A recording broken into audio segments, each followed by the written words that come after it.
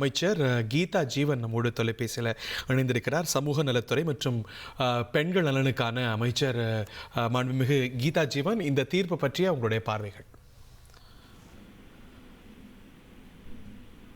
அமைச்சர் வணக்கம். வணக்கங்க. வணக்கம். இந்த தீர்ப்பு பற்றி உங்களுடைய பார்வைகள். அதாவது நம்முடைய பெண்களுக்கு எதிராக குற்றச்செயல் புரிந்த குற்றவாளிகளுக்கு இந்த தண்டனை உறுதி செய்யப்பட்டுள்ளது நீதி நிலைநாட்டப்பட்டதை என்பதை நான் இங்கு கூறிக்கொள்ள விரும்புகிறேன். நீதி இன்னைக்கு நிலைநாட்டப்பட்டுள்ளது. அதுவும் பெண்களுக்கு எதிரான குற்றச்செயல் புரிந்தவர்களை இன்னைக்கு தண்டனை வழங்குவது பிறருக்கு, அதாவது குற்றச்செயல் புரிவோருக்கு இது இந்த ஒரு தீர்ப்பு ஒரு பாடமாக நிச்சயமாக அமையும். அதே போல் நம்முடைய இந்த ஒரு தீர்ப்பின் மூலம் ஒரு பெண்களுக்கு, பாதிக்கப்பட்ட பெண்களுக்கும் நாம் முன்வந்து புகார் தர வேண்டும் என்பதில் இன்னும் ஒரு தைரியத்தை அந்த பெண்களுக்கு உருவாக்கும். பெண்கள் இன்னும் முன்வந்து புகார் தர முன் வருவார்கள், தயங்க மாட்டார்கள் என்பதையும் நான் இங்கு கூறிக்கொள்கிறேன். அதுபோல் அந்த பெண்கள் சாட்சி வழங்கியது, அந்த பெண்களுடைய பேசியது எல்லாமே ரகசியம் காக்கப்பட்டுள்ளது. எந்த அளவுக்கு நம்முடைய காவல்துறையா இருக்கட்டும், இல்ல உயர் சிபிஐ உள்ளிட்ட அந்த குற்ற சட்டத்தை அதை என்ன சொல்றது விசாரணை செய்த அத்தனை அதிகாரிகளும் இதில் மிகவும் கவனமாக, கண்ணும் கருத்துமாக பெண்களின் நலனில் அக்கறை கொண்டுள்ளார்கள் என்பதை இது உணர்த்துகிறது. ஆகவே நீதி நிலைநாட்டப்பட்டுள்ளது. பெண்களுக்கு எதிராக செயல்படுவதற்கு இந்த தீர்ப்பு ஒரு பாடமாக அமையும் என்பதை நான் கூறிக்கொள்கிறேன். அமைச்சர், நீங்க சொன்னது போல ஒரு ஹையஸ்ட் லெவல் ஆஃப் சென்சிட்டிவிட்டியை கடைபிடிச்சிருக்கிறாங்க. அதன் ஊடாக ஒரு 8 பெண்கள், 8 வீர மங்கைகள் இந்த பாதிப்பு இன்னொரு பெண்ணுக்கு ஏற்படக்கூடாது அப்படின்னு ரொம்ப முக்கிய பங்காற்றி இருக்கிறாங்க.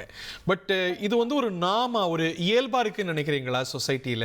அது காலாகாலமா நம்ம ஒரு இந்திய சமூகத்திலேயே பாதிக்கப்பட்டவங்க இந்த மாதிரியான ஒரு ப்ரொசீஜர்ல பங்கு கொள்றதுக்கு அச்சம் கொள்ளக்கூடிய இல்ல ஒரு ஸ்டிக்மா இன்னமும் கூட தொடருதுன்னு நம்ம பாக்குறோமா? நீங்க கேட்டது சரியான ஒரு கேள்வி. என்னன்னா, பொதுவாவே சமூகத்துல நம்ம புகார் சொன்னா நம்ம குடும்பமானம் பேரும், உன் பேர் கெட்ட பேராயிரும், இதை சொல்லக்கூடாதுன்னே அப்படி பெண்கள் அமுக்கி வைக்கப்பட்டுள்ளனர்.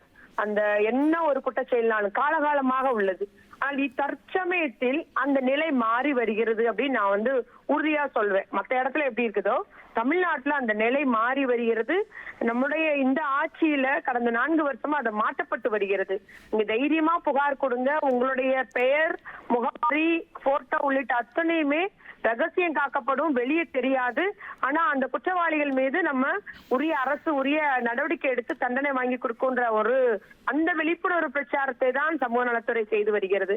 அதனால இந்த பெண்கள் தைரியமாக இன்னைக்கு அவங்க புகார் கொடுத்திருக்கிறாங்க. கடைசி வரைக்கும் தான் கொடுத்த புகார்ல உறுதியாக இருந்து குற்றவாளிக்கு தண்டனை வாங்கி கொடுக்கணும், இதே போல் பெண்கள் பாதிப்படைய கூடாது என்பதிலும் அவர்கள் உறுதியா இருந்திருக்கிறாங்க. அதனால அந்த பெண்களுக்கு நாம் பாராட்டியே ஆக வேண்டும். நிச்சயமாக இது அடுத்த குற்ற செயல் ஒரு பெண்களை துச்சமாக மதித்து, இலக்காரமாக மதித்து இந்த குற்றச்செயல் ஈடுபடுவோம் என்று எண்ணுகிற இல்ல ஈடுபட்டு வருகிறவர்களுக்கும் இது பாடமாக இருக்கும். நிச்சயமாக இது இன்னும் பல்வேறு பெண்களை ஒரு தைரியமாக முன்வந்து புகார் தருவதற்கும் இந்த ஒரு தீர்ப்பு ஒரு அடித்தளமிடும் என்பதில் எந்த ஒரு ஐயப்பாடும் இல்லை. நீங்க சொன்னது போல ஒருவரும் கூட பிறன் சாட்சியா மாறாத பார்க்கின்றோம். கடந்த கால இது போன்ற சவால்களை பார்த்திருக்கோம். சோ அது ரொம்ப முக்கியமான ஒரு சான்று. இது என்ன பாடத்தை சமூகத்துக்கு விட்டு செல்லுதுன்னு நினைக்கிறீங்க இந்த தீர்ப்பு? சமூகத்துக்கு பெண்கள் போக பொருள் அல்ல. அவர்கள் வலிமை, உடல் அளவுல வலிமை குறைந்தவர்கள் தான்.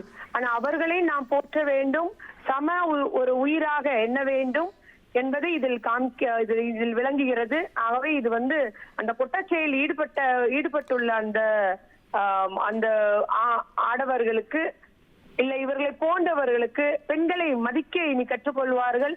குற்றச்செயலுக்கு பயந்தாவது இந்த குற்ற செயல்கள் இனி குறைய ஆரம்பிக்கும் என்பது என்னுடைய எண்ணம். செய்திகளை உடனுக்குடன் தெரிந்து கொள்ள உடனே சப்ஸ்கிரைப் பண்ணுங்க.